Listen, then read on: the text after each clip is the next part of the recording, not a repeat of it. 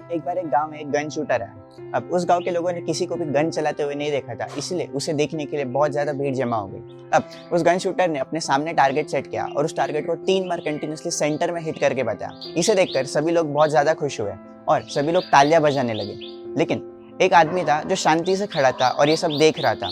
जब तालियों की आवाज कम हुई तब उस आदमी ने धीरे से कहा, just a matter of practice. अब इस बात पर किसी ने ज्यादा ध्यान नहीं दिया, लेकिन ये बात उस शूटर को खटक गई। अगली बार उसने अपनी आंखों पर पट्टी बांधी और फिर भी टारगेट को सेंटर में हिट करके बताया। अब इस बार सभी लोगों ने और ज्यादा तालियां बजाई, सभी लोग और ज्यादा हैरान होकर रह गए। लेकिन इस बार भी उस आदमी ने कहा, just a matter of practice.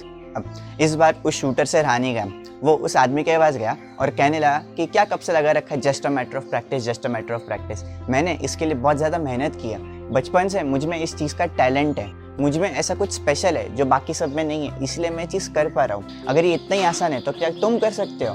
Programme खत्म होने के बाद वो आदमी उस शूटर को अपने घर पर लेकर गया। वहाँ पर उसके पास कुछ 7-8 बॉल्स पड़ी थी और जैसे ही उसने बॉल साथ मिली उसने जगलिंग स्टार्ट किया। अब वो जगल करते गया और 5-10-15 मिनट तक वो जगल ही करते गया और एक भी बॉल नीचे नहीं गिरा।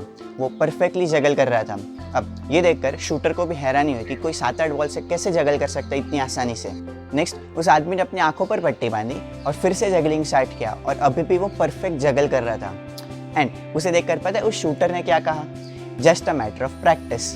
उस आदमी ने बताया कि पिछले 10 साल से वो सर्कस में काम कर रहा है और सर्कस में उसका रोल जोकर का है। उसे सिंगल व्हील की साइकिल पर चलकर बॉल्स को जगल करना होता है, यही उसका काम है जो वो पिछले 10 साल से करता आ रहा है। तो अब आप बताइए कि कोई स्पेशल टैलेंट की ज़रूरत है या सिर्फ प्रैक्टिस से काम हो जाएगा? मैं ये नहीं कह रहा कि हमें उन्हें अप्रिशिएट नहीं करना चाहिए, लेकिन हम हर बार उन गाँव के लोगों जैसा बिहेव करते हैं। हम तालियां बजाते हैं और ये सोचते रहते हैं कि यार उसने कैसे किया होगा, क्या टैलेंट है उसमें। लेकिन हम ये भूल जाते हैं कि हम प्रैक्टिस से उस लेवल पर पहुंच सकते खुद भी।